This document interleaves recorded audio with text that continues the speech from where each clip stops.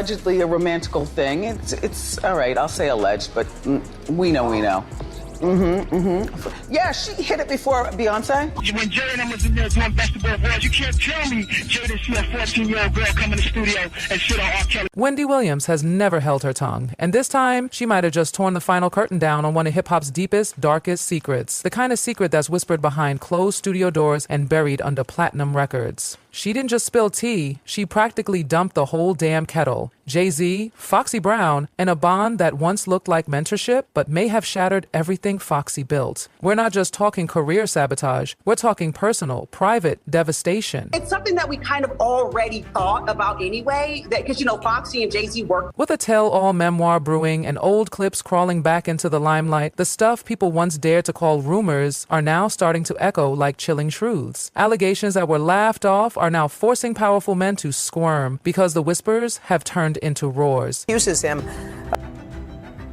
girl with Sean Diddy Combs at a house party more than 2 decades. So let's ask the real questions. Why did Foxy Brown disappear just when she had the whole game on lock? Why does Jay-Z dodge any and all talk about her rise? And what's Diddy's name doing tangled in this mess? Because the more you peel back the layers, the more it looks like Wendy wasn't stirring the pot, she was serving the truth raw. Before the headlines, before the block lists, there was just a young girl from Brooklyn. A fire starter, a phenom, a voice so sharp and distinctive it could slice through steel. Foxy Brown, born Inga DiCarlo Funk Marchand, was everything hip-hop didn't know it desperately needed. Afro, Indo, Chinese, Trinidadian heritage, all poured into one fierce, defiant New York queen. Park Slope raised her, but it did shelter her. She wasn't born with a silver spoon, but oh, did she come with golden bars. By 14, industry eyes were already watching, not in the, ooh, she's talented way. No, they were watching in that creepy, calculating, powerful men in suits kind of way. It was 1994 when Fate walked in wearing a mic. At a local talent show, Foxy Brown let loose a freestyle that didn't just impress, it electrified. In the audience were Tone and Poe, the same duo behind LL Cool J's Fire. They saw her, heard her, and knew this girl was it. They threw her onto the remix of I Shot Ya. When LL Cool J first heard her verse, he swore it was a grown man. That's how fierce she came. When he found out it was a teenage girl, he was shook. And just like that, Foxy was in. Lightning doesn't strike twice, but Foxy, she became the storm. By 1996, not even 18, she was all over the charts. Toni Braxton's remix, Foxy. Case's Touch Me, Tease Me, Foxy. And then the moment that set it all off, Jay-Z's Ain't No End. That track didn't just launch careers. It linked Foxy and Jay in a way that blurred the lines. That flirtatious, magnetic vibe wasn't just in the lyrics, it bled off the mic. Behind the scenes, rumors flew. Everyone was talking. Wendy wasn't the first to bring it up, but she was the first to yell it through a megaphone. A romantical thing. It's all right. I'll say alleged, but we know. Yeah, she hit it before Beyonce. People laughed it off, but Foxy, this wasn't a punchline to her. She was young. Jay-Z was 27. The chemistry, the verses, the cosigns, it all looked like hip-hop magic. Until it didn't. Because one day, the collapse stopped, the shout-outs vanished. Jay moved on, and Foxy, she started disappearing, slowly, painfully. At first, it looked like typical music drama creative clashes, that beef with Lil' Kim, but nah, that was the smoke screen. What really went down? Control. In 2003, Foxy started throwing punches, not in interviews, but in her lyrics. On her diss track, Let Know, she spilled the tea.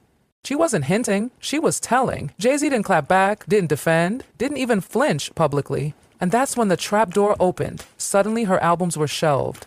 Il Na Na 2, The Fever, gone. Her label moves, blocked. She started pointing fingers, Layor Cohen, Diddy, accusing them of stopping her bag. But the unspoken truth was this, Jay-Z wasn't shielding her anymore. Insiders whispered she had receipts, real dirt.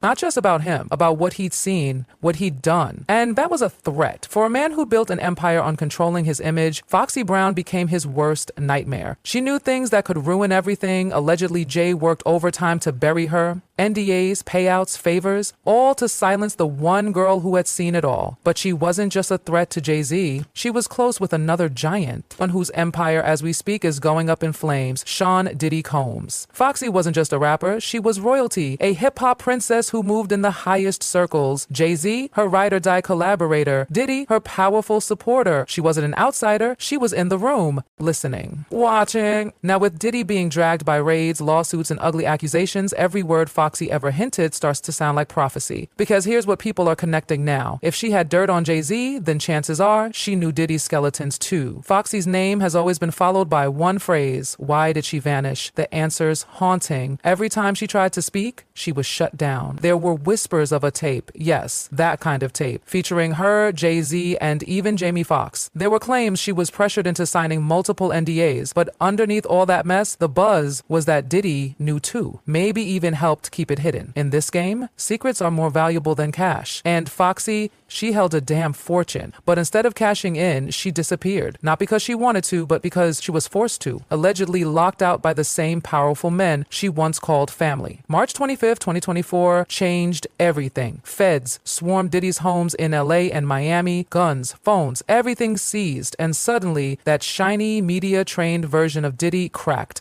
For the charges? Sickening. Assault, drugs, hush money. Suit filed by R&B singer Cassie. Cassie describing the music mogul as a vicious, cruel, and controlling. So now, her silence doesn't look like failure, it looks like survival. Jay-Z and Diddy, they've covered each other for decades. Award shows, business deals, public image, polished. But if Foxy ever breaks her silence, if she tells it all, it's not just one man falling, it's the entire kingdom crashing.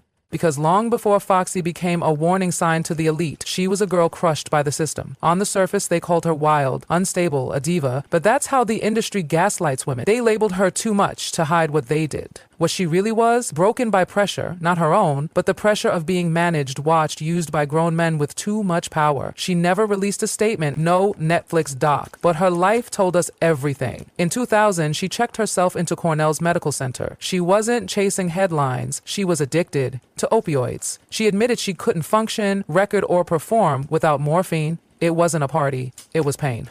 Notice the timeline. Her collapse aligned perfectly with the moment the industry cut her loose. Jay-Z gone, Diddy distant. Her albums blocked, her team vanished.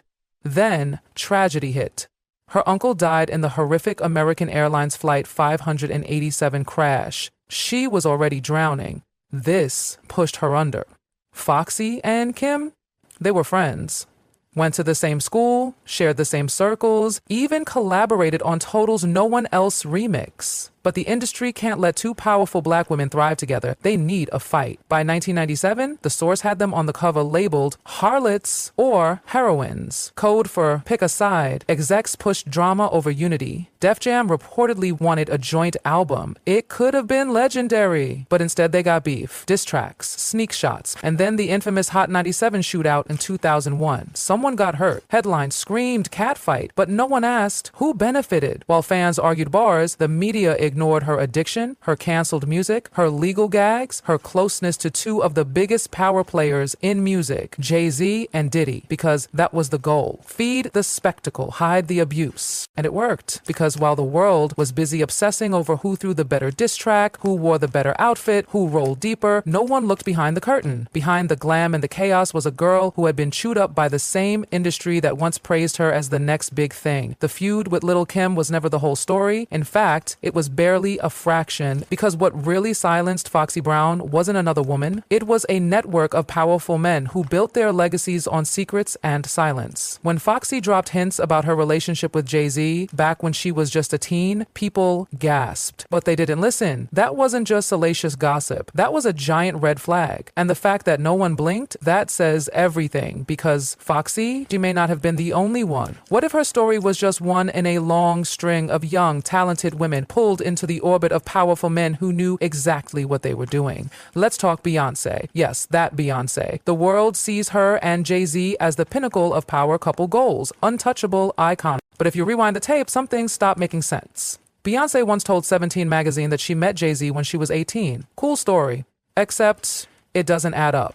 There's a photo from 1997 behind the scenes on Destiny's Child's debut video, No, No, No. Beyonce was there.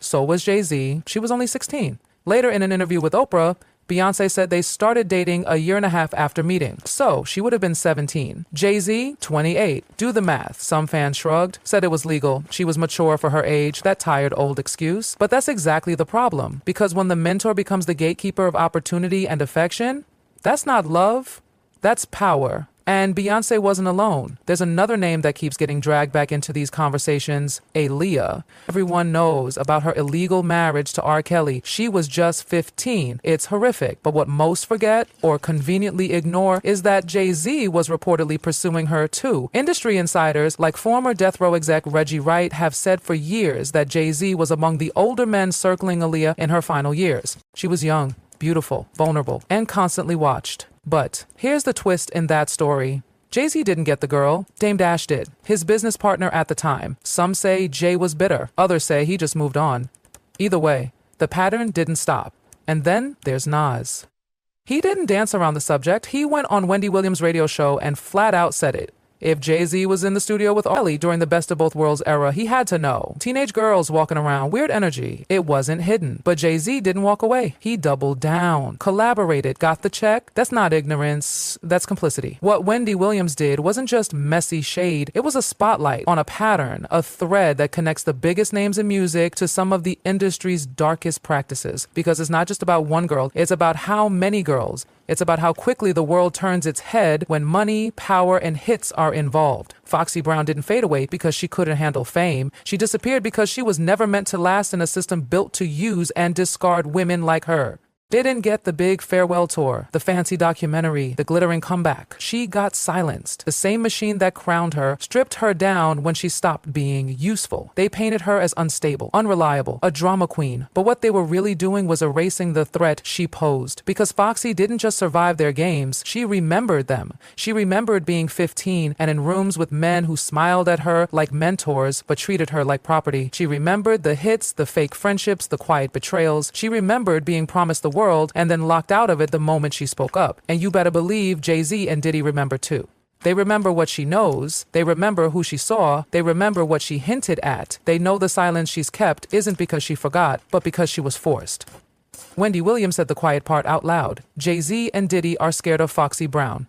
And when she said it, people scoffed. But maybe it's not funny at all. Maybe it's terrifying. Because if Foxy ever writes that memoir, if she ever drops even half of what she lived through, this industry won't just be shaken, it'll burn. And deep down, they know it. They know Foxy has nothing left to lose. They know she watched the fall of others. She's seen what happens when time catches up, when secrets finally surface. And what if she's waiting? What if she's watching it all collapse? One court case, one raid, one leaked tape at a time. What if she's holding the final card? Her name still brings tension into the room. That's power. Because sometimes it's not the loud ones you should fear. It's the ones who already survived your silence. Jay-Z built his empire on pristine branding. Diddy mastered illusion and manipulation. But Foxy Brown was the truth they tried to bury. She never signed a book deal. She never gave Oprah the exclusive. But every lyric, every public breakdown, every moment of silence, it told the story. She wasn't broken, she was pushed. She wasn't erratic, she was silenced. And she wasn't forgotten. She was feared. Because women like her, women who survive what should have destroyed them, don't need a mic to destroy your legacy.